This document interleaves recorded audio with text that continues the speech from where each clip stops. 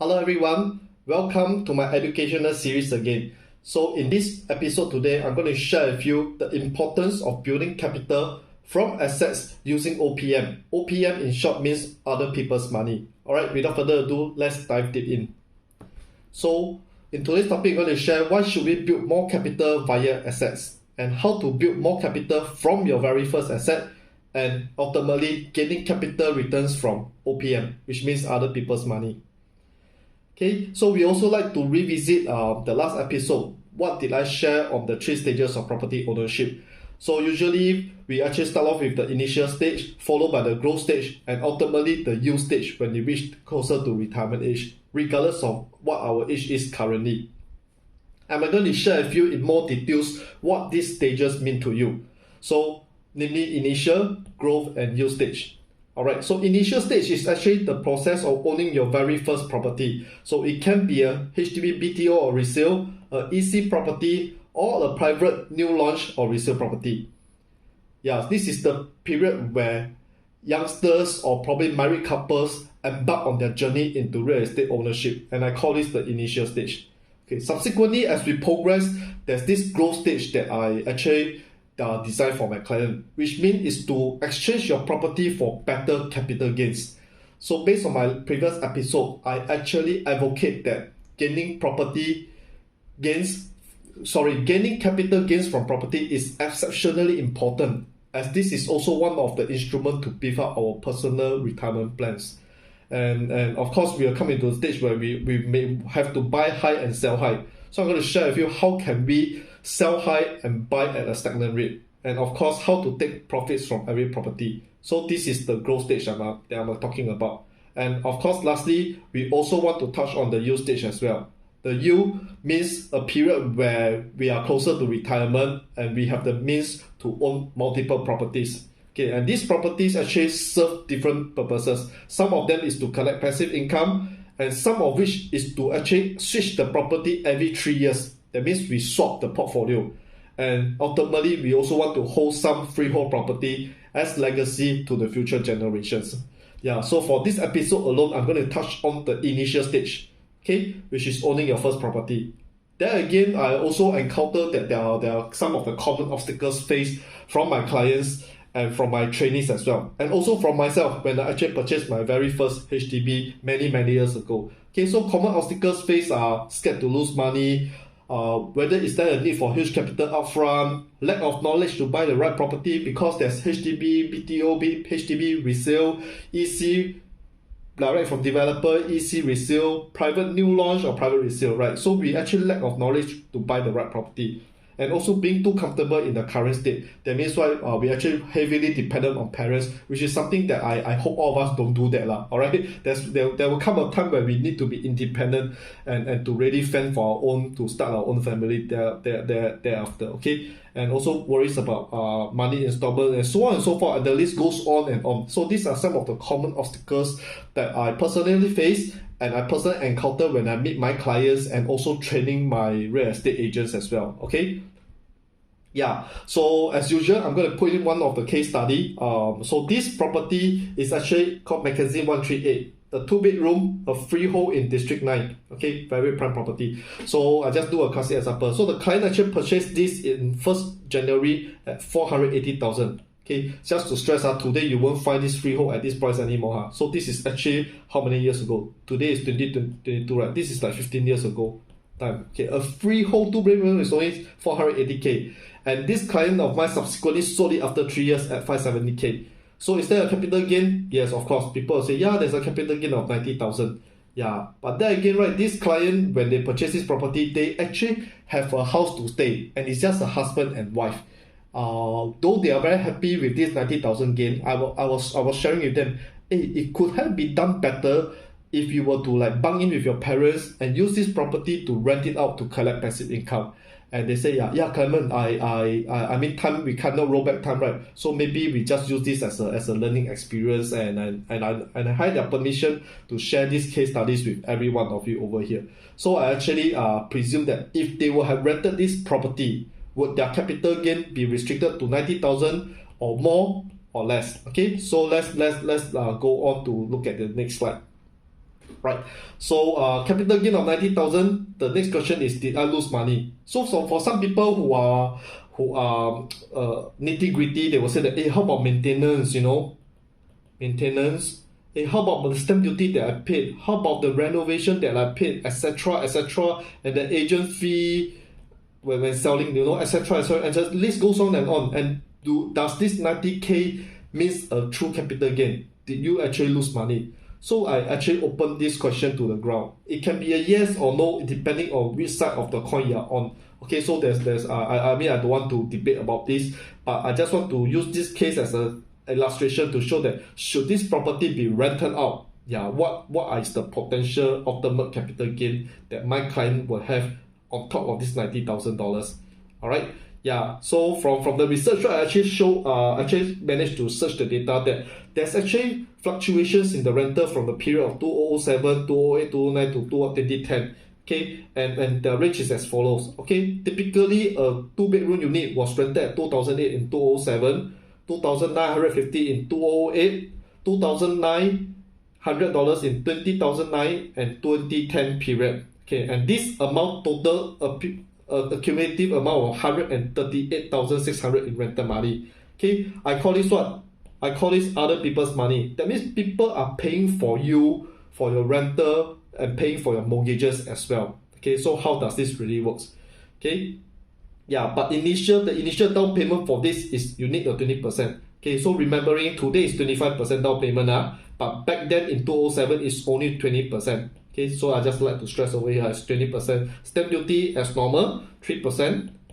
And of course the legal fee 2,000. This legal fee has also increased significantly. So the total upfront that my client, before they purchase this property, they have to have this upfront payment. In Chinese we call this 本钱, or we call this the upfront payment, in English. Alright. Yeah. Okay, so I actually break it down. Should this property be rented out at the rate that was discussed just now, right? Okay, how much would it be? So I just take 2008, the lowest figure as example. Okay, I'm going to ignore the 2009, 2,950. So the monthly installment, right, is actually around 1,380 based on 1.8% of the 80% of this loan amount. Okay, 80% of this loan amount spread over 30 years is around 1,390. Okay, so over here the principal paid is actually 814. Okay, because every amount of money borrowed from the bank, there's a principal plus the interest paid to the bank, and of course maintenance. So that gives us a total of 1,280 passive income per month when the tenant pays you 2,008. All right, a passive income of 1,280 per month. So let's do it one more time. So from this one, this is the first gain, capital gain 90,000. If assumingly this property was rented out at a passive income of 1,280, right, this property will have gained additional $61,440. And remember this, the principal that you paid, which is called the 本钱. Okay, every month you are forcing yourself to pay this $814 every month, and this adds up to 39,072. So when these three figures are added together, right, it actually gives you 190,512 instead of this $90,000 capital gain. Okay, and that also gives us a ROE, return of equity, of 178%. Okay, so over here, which instrument gives you this kind of performance one? Seriously, there's only property.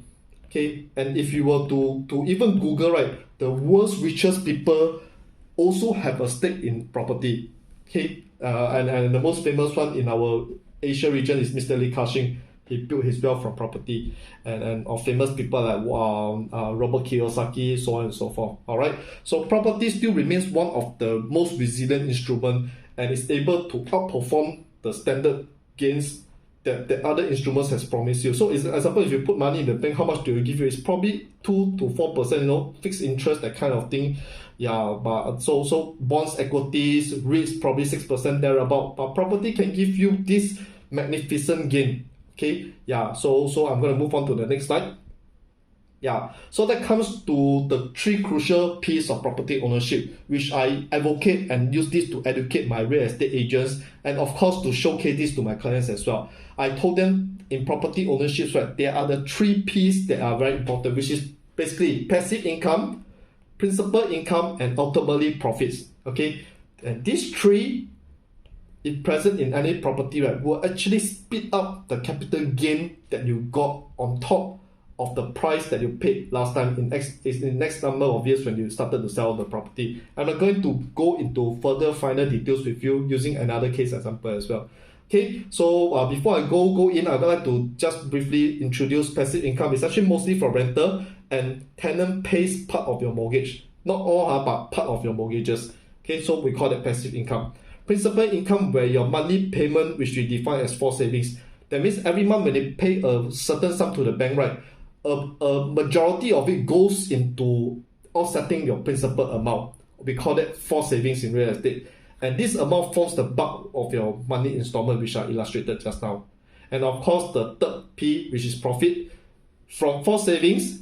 Okay, that means you accumulated over the months where you pay money mortgages, right?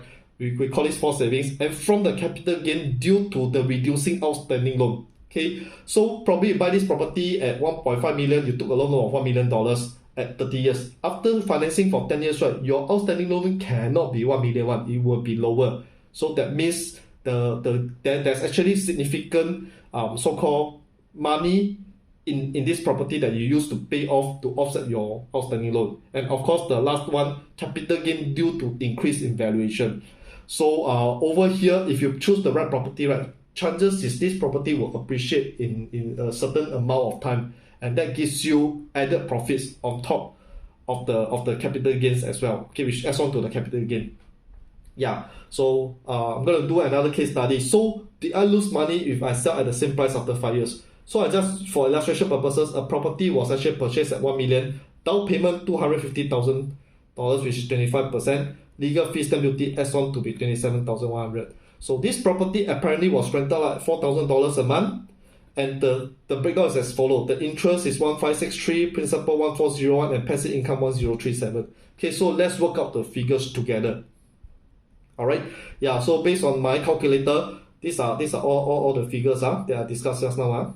Alright, so your total down payment is 274,600. Based on the interest rate of 2.5% at 75% loan rate, you actually took a loan amount of 750k. Okay, 750k to buy this property, and there's a monthly rental assuming $4,000. Breakdown as such: principal, money interest, installment, and passive income. Okay, so over here the total rental collected in 5 years will be $240,000. But I just want to look at to the more final details. What are the principal income collected? Principal income collected is $89,000. How do we derive? It's 1401 times 60 months. Okay, we'll give you this figure. And of course, the next one, passive income, which is this surplus, is 1037 times 60 months, will give you this amount of money. So assuming if the property appreciate at 150k, that means $30,000 appreciation based on 3% for illustration purposes, right? The total take back will be 551,630. Okay, at this very moment you could be blur. So let me put you to another chart one more time where I break down into more final details for you. Okay, so total returns, right, if there's no capital gain, it's actually 151,630. Where do I derive it from? It derived from this amount. Passive, the principal income plus the passive income. Okay, and these two figures adds up to 151,630. Okay, which gives you a return of ROE of 54.7%. That means the down payment that they put in, right, amounted to be 274,600. Yeah, so with this capital gain, right, it gives you a return of 54.7%. It is very good already. Okay, but let's assume if this property were to have a further capital appreciation of 150k, right, which over here I call this profit now, this will add up to be 301,630, a whopping 3-digit figure of 110% return of equity. Okay, yeah, so if you are confused over here, I invite you to PM me or to WhatsApp me, then I will go through with you a personal training or a personal education for you for the one-to-one. Alright, if it's required. Yeah, but for illustration purposes, I'm going to move on. Yeah, so over here, what is the main purpose of holding property? Is to ensure that we have a ROE that is very big. Okay, over here is minimally 54% and a projected of 110% if you were to add in the capital appreciation. Yeah, so with this, I'm going to end this episode, and I hope to see you soon in my next episode. If you have any queries, please drop me a comment or WhatsApp me. I'll be happy to actually discuss with you in more finer details. All right, see you in my next episode. Take care.